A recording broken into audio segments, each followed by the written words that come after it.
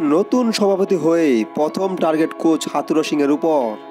এখনই হাথুরুকে বিদায় করতে চান বিসিবি সভাপতি ফারুক আহমেদ। এক সময় ফারুক আহমেদ যখন বিসিবির নির্বাচক ছিলেন তখন থেকে কোচ হাথুরু সিংয়ের সাথে দ্বন্দ্বে জড়িয়েছিলেন।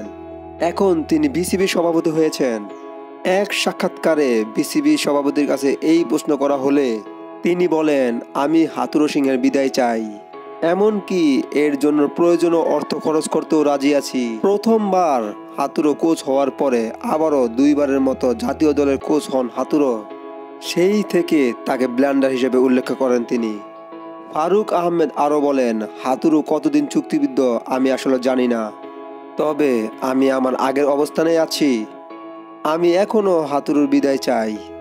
যেহেতু এখন আমি সভাপতির দায়িত্ব পেয়েছি, এখন আমি তার বিকল্প হিসেবে অন্য কাউকে খুঁজব।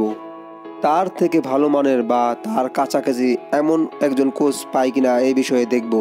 সব ধরনের খেলার আপডেট পেতে অবশ্যই চ্যানেলটি সাবস্ক্রাইব করে পাশে থাকবেন। ধন্যবাদ।